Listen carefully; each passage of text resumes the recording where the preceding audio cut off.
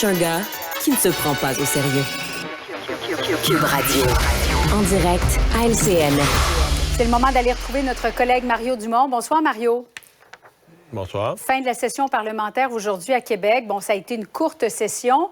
Et contrairement à la tradition, le premier ministre François Legault n'a pas fait de bilan devant la presse, n'a pas choisi de répondre aux questions. Il a choisi de ne pas répondre aux questions des journalistes, mais plutôt a décidé de faire son bilan sur les réseaux sociaux.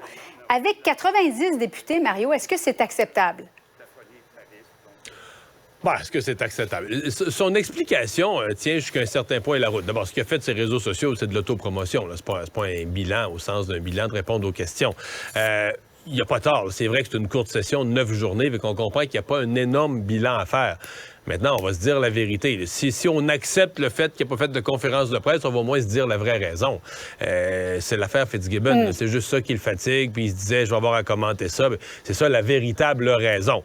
Bien, c'est sûr que si ça avait été une session, une session habituelle de 3 mois, ce serait hautement inacceptable. Là, il y a comme une excuse. La session a été courte. C'est juste 9 jours. Puis c'est sûr que dans une aussi courte session, il n'y a pas 1 million d'affaires à faire le bilan. Ils ont fait un petit projet de loi sur l'inflation, puis celle sur le serment au roi. Fait qu'il n'y a pas beaucoup de choses, mais nommons la vraie raison. La vraie raison, c'est qu'il s'est dit... l'affaire Fitzgibbon, là, c'est clair, le cabinet du premier ministre a dit, garde là, Pierre, là, arrange-toi avec tes faisans. Là. On va pas se faire plumer à ta place, à la place de tes faisans. Là. Arrange-toi avec tes affaires. Commande ça toi-même. Et monsieur Legault dit, moi, si je commande ça, là, peu importe la phrase que je dis, je grossis l'affaire, là. Donc, il aime mieux pas avoir à commenter ça. Et ce faisant, il n'a pas fait de... Il a rompu, et c'est ça qui est un peu tannant. Il a rompu avec cette tradition. Je pense qu'il va en refaire, là. C'est pas comme une nouvelle tradition, puis qu'il en fera plus jamais. Il va en refaire dans les autres sessions. Ouais. Mais cette fois-ci, il a sauté un tour. C'est malheureux. Monsieur Fitzgibbon, qui fait encore l'objet d'une autre enquête de la commissaire à l'éthique. Mario, il a déjà reçu 3 blâmes. Ça donne quoi d'accumuler les blâmes si finalement rien ne change? Oui, dans un des cas, en fait, il a dû carrément se retirer comme ministre. Là. M. Legault l'a renommé après, mais il y a déjà eu quand même une conséquence. Bon, là, cette fois-ci, il a l'air absolument convaincu qu'il n'y aura pas de blâme. Moi, je suis pas si sûr que ça. Pas que ce que je pense qu'il a fait, c'est un si gigantesque scandale. Tu sais, si des gens voulaient se négocier une subvention on the side, là, il n'y a pas besoin d'aller à la chasse aux faisans. Ils pensent qu'ils connaissent, Pierre Fitzgibbon, puis ils ont son numéro de téléphone. Mais... c'est plus l'image que ça donne de le voir. Mettons aujourd'hui, là, dire les enquêtes, c'est ma 6e, puis il va en avoir d'autres. Sous-entendu, garde, moi, je vais continuer à faire mes affaires, je m'en fous de la commissaire à l'éthique, puis il va y en avoir d'autres enquêtes dans le futur, puis je ferai pas attention, puis je m'en fous. Moi, je trouve que c'est indisposant pour... On comprend comment il se sent. Lui, il a l'impression que la commissaire à l'éthique est rendue dans sa vie privée, puis que c'est pas parce qu'il est allé en politique qu'il n'a plus le droit de voir ses amis. Puis il y a un bout où il a raison, puis il y a un bout où c'est un malaise pour son premier ministre, puis il faudrait qu'il fasse plus attention. Puis il y a un bout où, regarde, là, c'est vrai que des fois, la commissaire à l'éthique s'est rendue loin en 2022, puis dans ta vie privée, mais il y a un bout où il faut un encadrement éthique. Je veux dire, il distribue énormément des dizaines, des centaines de millions, puis il faut un encadrement éthique, puis il peut pas s'en foutre. Puis je trouve que le ton qu'il a pris aujourd'hui, moi, si j'étais François Legault, je serais mal à l'aise. Serment au roi, bonne affaire de fait de régler. Mario, une victoire pour les 3 députés? Oui, c'est une victoire pour les députés du PQ. Moi, je dois dire, j'écoute autour de moi. Moi, je reconnais que c'est une victoire. Je reconnais qu'ils ont très bien joué leur carte. Maintenant, si vous me demandez, moi, si les gens qui parlent de courage de Paul Saint-Pierre Plamondon, si vous me posez la question à moi, le grand courage de Paul Saint-Pierre Plamondon, c'est d'être reparti comme chef d'un parti qui était à terre il y a 1 an et d'avoir rebâti et d'avoir remis l'indépendance en disant, regarde, là, même si c'est pas populaire, puis les gens disent, parle pas de ça d'indépendance, non. D'avoir remis l'indépendance au centre de son action politique quand on lui demandait de faire le contraire ou on lui suggérait de faire le contraire, ça, c'est du courage.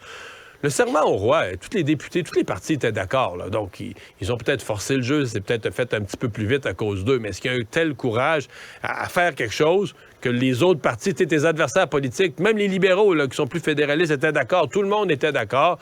Donc, ils ont forcé le jeu. Ils ont bien joué leur carte. Effectivement, c'est réglé. Et une des conséquences du lit, c'est que moi, à cette heure, quand je vais raconter là, l'époque où j'étais en politique, ça va avoir l'air de l'ère médiévale. Ça, c'est l'ancien temps là, où on prêtait serment à la royauté. Imagine-toi donc. Ça ne nous rajeunit pas.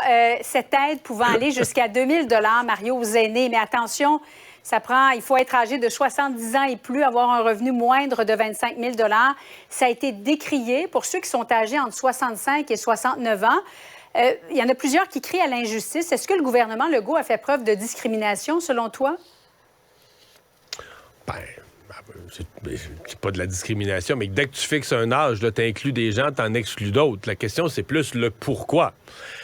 Et le pourquoi, à mon avis, il est bien compréhensible. On est dans une époque de pénurie de main-d'œuvre où le gouvernement et les partis d'opposition disaient le même genre de propos en campagne électorale.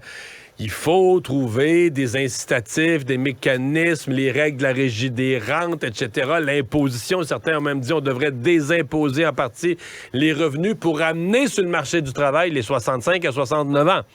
On veut garder même les 60 à 65, mais les gens dans la soixantaine, on veut les encourager, ne serait-ce qu'à temps partiel, un petit peu. On veut les encourager à rester sur le marché du travail.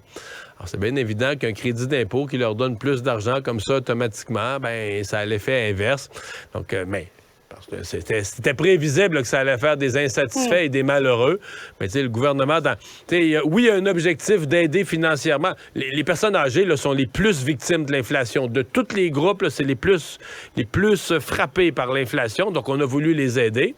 Mais on n'a pas voulu défaire l'autre objectif. Tu sais, des fois, le gouvernement court plus qu'un lièvre à la fois. N'a pas voulu défaire l'autre objectif qui est d'inciter les gens dans la soixantaine à rester sur le marché du travail ou même à y retourner. Merci, Mario. Bonne soirée à toi.